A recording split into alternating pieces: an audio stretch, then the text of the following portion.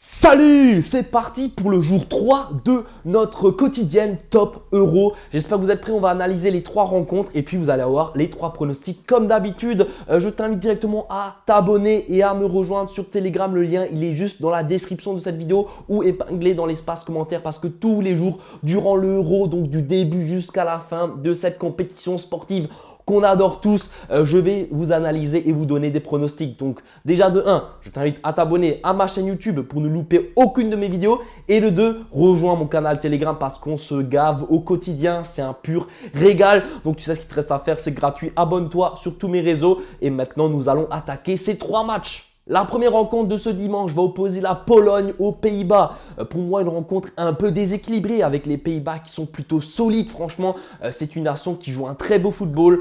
Certes, ils ont perdu contre l'Allemagne, mais à part ça, à part ce petit moment d'égarement, ils sont très très chauds, les Hollandais. Et je pense qu'ils vont notamment chercher les 3 points pour ce premier match parce que de l'autre côté, tu as les Polonais qui sont pas dans une excellente forme. Ils ont perdu Swiderski, l'attaquant de Hellas Vérone, et puis également Robert Lewandowski, 2 attaquants très très importants dans cette équipe de la Pologne qui se sont malheureusement blessés lors du dernier match amical de préparation. Donc là, franchement, avec 2 joueurs offensifs en moins qui sont de base quand même des titulaires, en tout cas oui, bon, Lewandowski titulaire indiscutable, Swiderski c'est un peu moins titulaire, mais il joue quand même régulièrement avec la Pologne. Donc 2 attaquants qui sont pas là. Je pense que ça va donner un avantage assez conséquent aux Pays-Bas et je les vois donc s'imposer.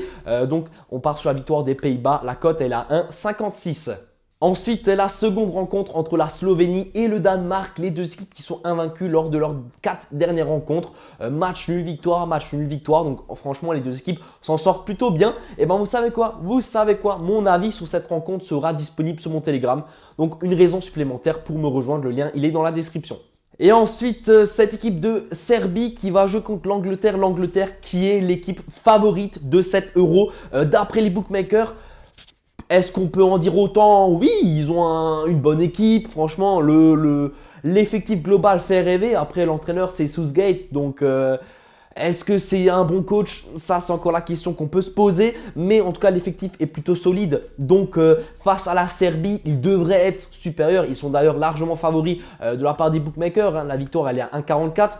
De l'autre côté, tu as la Serbie qui a quand même du mal. Ils ont perdu contre l'Autriche, mais l'équipe qui a encore un peu plus de mal, c'est quand même l'Angleterre qui a perdu 1-0 face à l'Islande.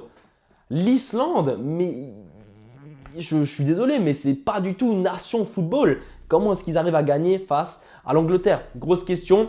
Est-ce que c'est la première frayeur? Est-ce que ça montre que l'Angleterre n'est pas prêt? Je pense quand même que les Anglais vont s'imposer dans cette première rencontre. Et on va donc partir sur la victoire de l'Angleterre à 1,44. Ça va être mon prono pour ce match.